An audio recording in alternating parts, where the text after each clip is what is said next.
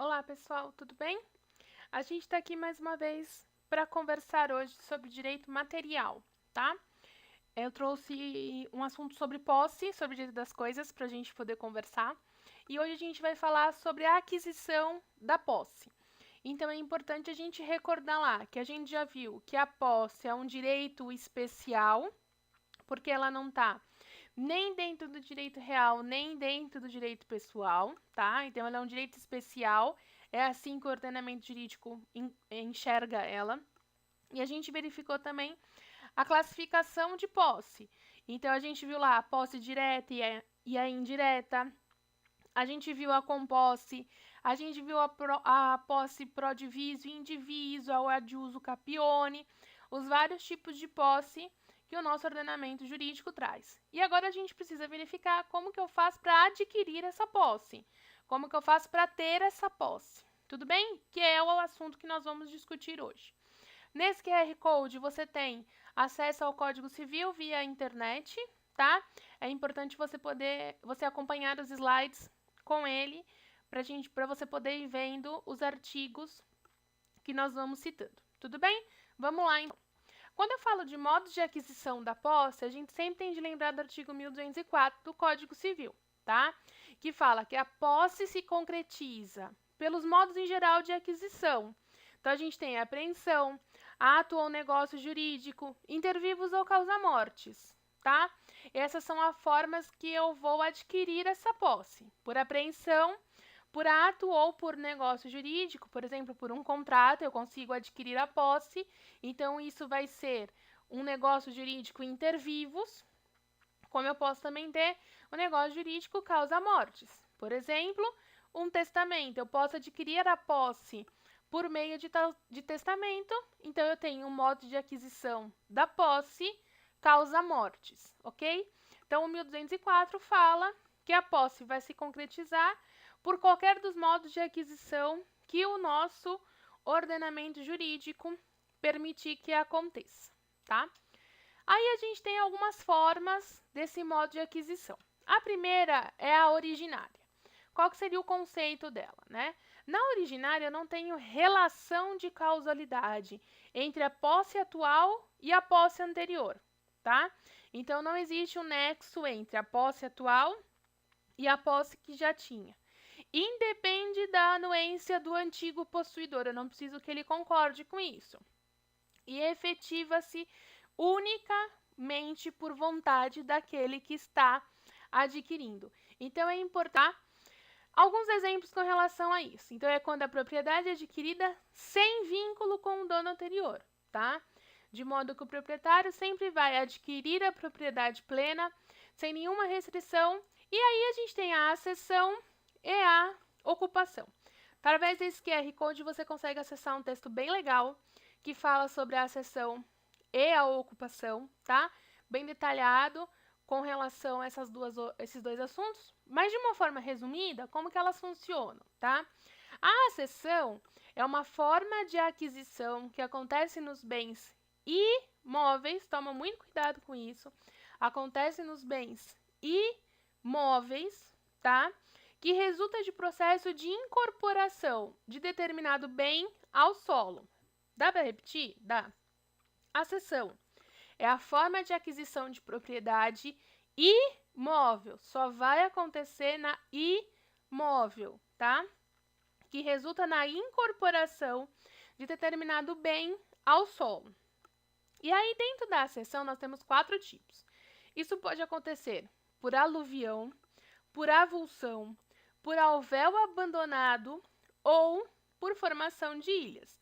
Então, eu posso ter uma forma de aquisição à propriedade imóvel que resulta no processo de incorporação de um bem ao solo por meio da aluvião, avulsão, alvéolo abandonado e formação de ilhas, tá? Aluvião é o aumento lento e gradual dessa incorporação de determinado bem ao solo, tá? Então, acontece de forma lenta, gradual, de forma imperceptível, e isso normalmente acontece ao longo das margens do rio, tá? Ou por desvio de águas, então o desvio vai acontecendo de uma forma muito devagar, de uma forma muito imperceptível. Quando a gente vê, a água já não passa mais por aquele caminho que ela passava, então eu vou incorporar à minha propriedade imóvel esse determinado bem. Avulsão é o aumento decorrente de forma violenta, tá? Acontece com muita rapidez. Por exemplo, um terremoto que tira um pedacinho de terra da propriedade do lado e passa para a sua, tá? Então acontece de uma forma rápida.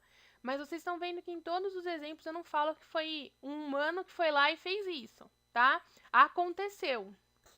Foi um fato que aconteceu essa situação. O alvéolo abandonado é o leito exposto do rio, que você vai adquirir esse leito exposto, normalmente são os ribeirinhos que adquirem isso. Então, todo aquele leito exposto do rio, ele fica incorporado à sua propriedade, na propriedade que está em direção àquilo que foi abandonado. Então, aquele pedaço do leito do rio agora pertence à propriedade. E a formação de ilhas são aquelas porções de terras, só que aqui a gente vai falar em rios não navegáveis, ok? Então, a formação de ilha que aconteceu na frente da sua propriedade te pertence e você vai estar adquirindo a posse por meio de acessão de formação de ilhas. Fechado? E aí nós temos a ocupação. A ocupação é um ato de se assenhorar de coisa sem dono. Então, assenhorar de coisa sem dono, para logo lhe adquirir a propriedade, não sendo ocupação defesa por lei, tá? Não é uma ocupação que está lá determinada dentro do nosso ordenamento. Então, a ocupação eu vou me assenhorar de algo sem dono, isso é muito importante. A ocupação tem de ser de algo sem dono, tá? E eu vou me assenhorar e vou, com isso, adquirir a propriedade. Um exemplo que a doutrina traz é a caça e a pesca, tá? Eu vou me assenhorar de algo sem dono, e aí, com isso, eu vou ter a propriedade sobre aquilo que eu cacei e sobre aquilo que eu pesquei, tá? Aí, dentro da ocupação, nós temos também o achado do tesouro. Achado do tesouro é uma coisa bem curiosa. Por quê? Achado do tesouro nada mais é que depósitos de moedas antigas, tá?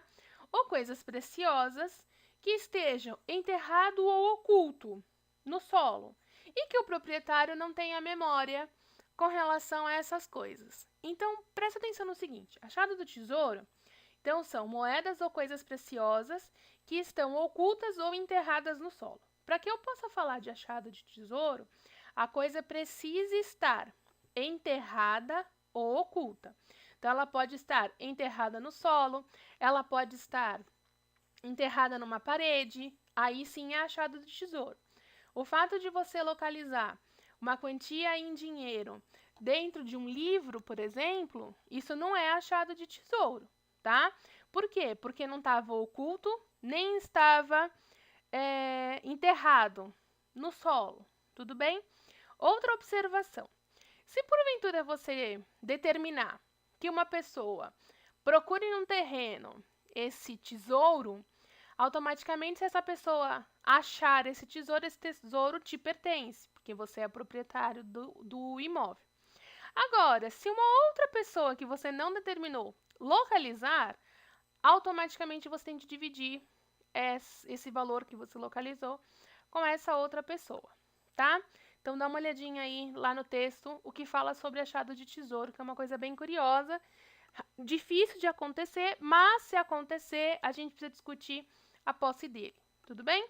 E aí, a especificação, que é a transformação definitiva da matéria em algo. O exemplo que a gente fala de especificação é a tela em branco. A tela em branco, a partir do momento que eu pinto algo nela, ela deixa de ser matéria e passa a ser uma obra de arte. Então, essa obra de arte, ela passa a ter valor, ela passa a ter posse, tá?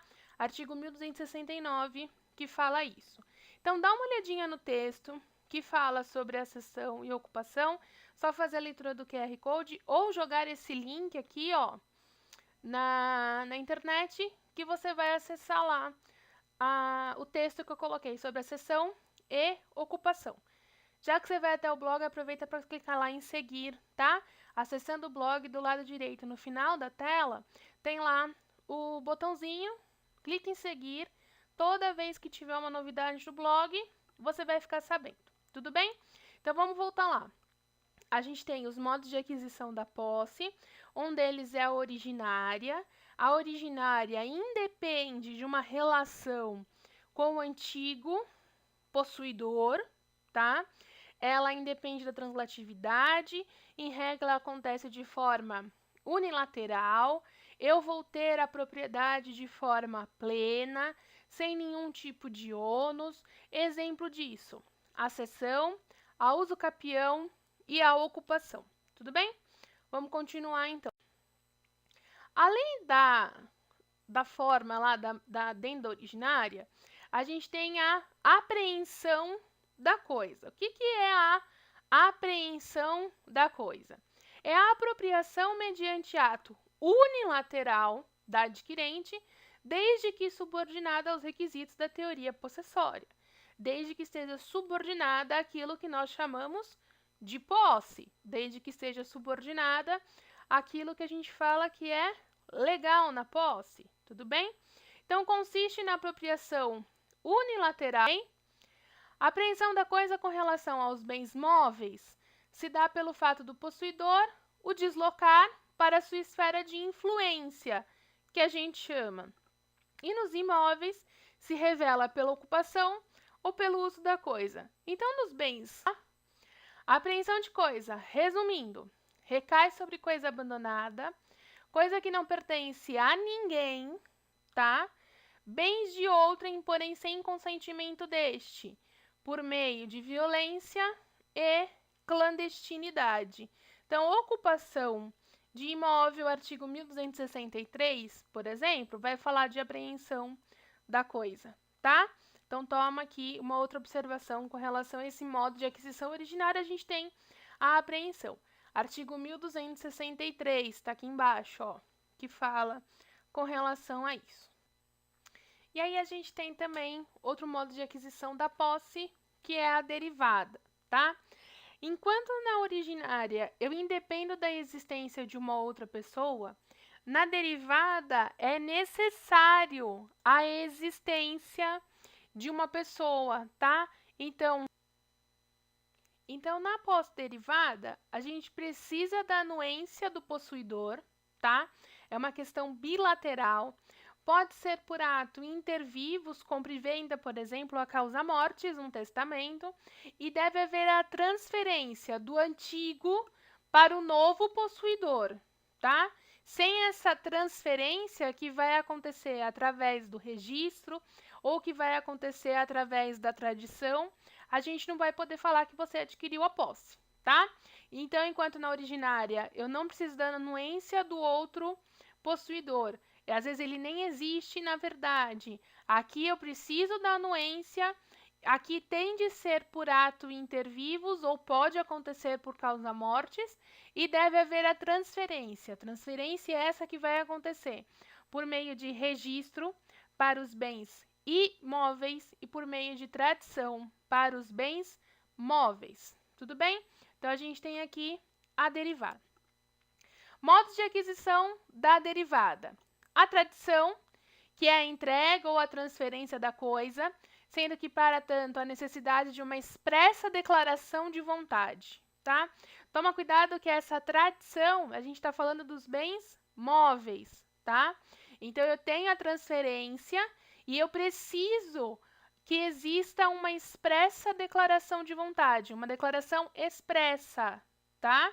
Para que eu possa falar em tradição. E aí, a gente tem tipos com relação a essa tradição, tá? A gente tem a efetiva ou a material, que é quando você entrega realmente o bem. Então, entrega da coisa pelo vendedor ao comprador. Eu realmente estou entregando o bem para ele, eu já tive lá a manifestação expressa de vontade para que isso acontecesse, e agora eu faço a entrega do bem, tá? Então, é a entrega da coisa de forma real, tudo bem? Temos a simbólica, que você substitui a entrega por atos indicativos. Então, por exemplo, aquelas entregas de chaves, de papelão, para demonstrar que você comprou um bem, tá? Não é ainda a entrega do bem, tá? É simplesmente uma entrega de forma fictícia para já dar indícios, atos indicativos, de que essa entrega depois vai ser substituída por algo real, tá bom? E aí a gente tem a consensual, que pode ser a tratio longa manu e a tratio breve manu. A longa manu, quando ninguém detém a coisa cuja posse é transmitida, então eu não tenho ninguém lá na posse, tá? E a breve, quando a pessoa já tem uma posse direta, pelo menos, tá?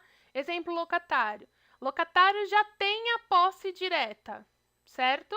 Locador tem a posse indireta, então pelo menos a posse direta eu já vou ter.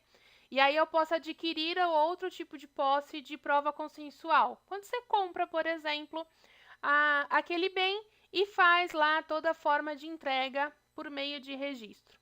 Tudo bem? Então, as duas aí, a consensual com relação à derivada. Então, vamos recapitular? Na derivada, eu preciso da existência de um possuidor anterior e a gente vai fazer um negócio jurídico, certo? E aí, ela pode ser a tradição, que é a entrega do bem de forma real, e eu posso ter, essa tradição pode ser efetiva ou material, ela pode ser simbólica ou ficta, a consensual, que é a longa manu ou a breve manu, tá? Então, esse daqui é a derivada. A originária independe de uma pessoa, de um possuidor anterior, eu vou adquirir a propriedade de forma plena, e o exemplo disso, a gente tem a acessão, a ocupação e a uso capião, tá? Dentro de modo de aquisição da posse, é importante a gente falar do constituto possessório, tá? Isso daqui é um conceito muito importante para a gente ter. Então, o constituto possessório, ele ocorre quando o possuidor de um imóvel, móvel ou semovente, então são tipos de bens, imóvel, móvel ou semovente, o possui em nome próprio e passa a possuí-lo em nome alheio, tá? Então, eu sou possuidor de um imóvel, de um móvel ou de um semovente, tá? Eu possuo em nome próprio e agora eu vou começar a possuir ele de forma de nome alheio. Então, a gente trouxe aqui um exemplo para ficar mais fácil, tá? Vamos lá. Eu tenho um vendedor, na qual celebra um contrato de compra e venda com o comprador. Até aqui, tudo bem. O vendedor permanece na detenção do material, tá? Então, eu vendi a casa, eu, vendedor, vendi a casa para o comprador, tá? Aí, olha aqui na linha de baixo. Aquele que era vendedor, agora passa a ser locatário, porque eles celebram um contrato de aluguel, tá? Aqui em cima, a gente celebrou, no primeiro exemplo, a gente celebrou um contrato de compra e venda. Então, tem o vendedor, comprador, o vendedor permanece na detenção. No de baixo, as mesmas pessoas que fizeram a compra e venda agora fazem um contrato de aluguel. Então, quem era vendedor vira locatário, quem era comprador vira locador, tá? Então, o contrato de compra e venda ocorre e, posteriormente, o vendedor permanece na posse, porém agora como locatário. Então, eu falei que o constituto possessório é quando o possuidor de um imóvel, móvel ou semovente que possui isso em nome próprio. Então, aqui, ó, o vendedor possuía em nome próprio a coisa, possuía em nome próprio um bem imóvel, móvel ou semovente, tá? E agora ele passa a possuir a mesma coisa, porém em nome alheio. Então, ele celebrou um contrato de compra e venda e agora ele celebra com a mesma coisa um contrato de locação. Então, ele continua possuindo a coisa, mas agora em nome alheio. Posse direta e posse indireta, que a gente já conversou sobre isso, tá? A doutrina traz que converte um ato de sua vontade em fâmulo da posse, detém a posse em nome de outrem, tá?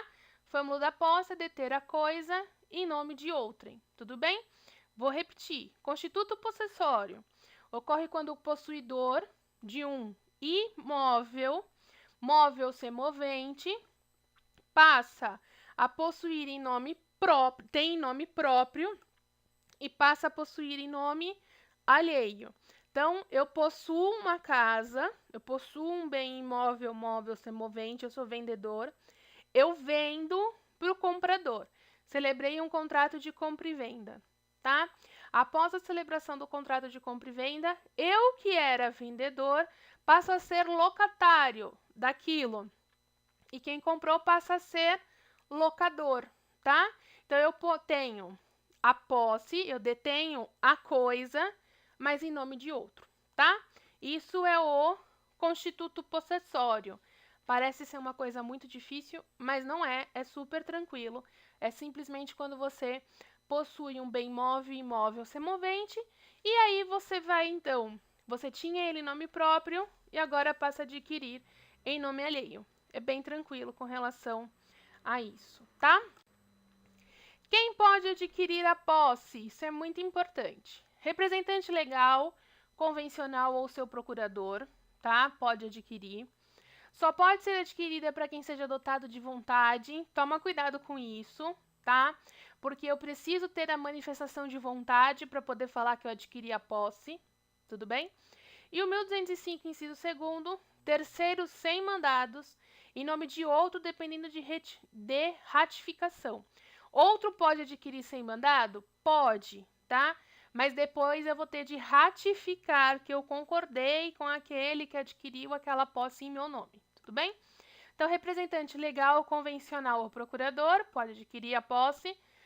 Só pode ser adquirida por quem seja dotado de vontade de adquirir. E terceiros sem mandado, dependendo de ratificação posteriormente, tá? Fica aqui um exercício para vocês praticarem. É um questionário com algumas perguntas sobre modos de aquisição da posse, tá? Então, só ler o QR Code, jogar o link na internet que você tem acesso a ele. Responda o questionário, tá? Preencha lá os dados que eu tô pedindo, que aí, posteriormente, eu mando o gabarito, tá? Com as respostas para ver se você acertou ou não e para a gente também debater com relação a essas respostas. Beleza? Galera, não esqueça de seguir o blog, isso é muito importante, tá? É importante porque com isso você fica por dentro de todas as novidades que a gente coloca. E é importante também você se inscrever no canal aqui no YouTube, tá? No final do vídeo, aqui embaixo da janela, tem lá, inscreva-se. Inscreve no canal, aciona o sininho que tem do lado. Toda vez que eu postar um vídeo novo, você vai receber uma notificação que tem um vídeo novo no canal, tá? Então, é importante que assim você sempre recebe as atualizações. Por hoje é isso. Espero ter ajudado aí nas formas de aquisição da posse e a gente volta a se falar em breve, ok? Um abraço e muito obrigada!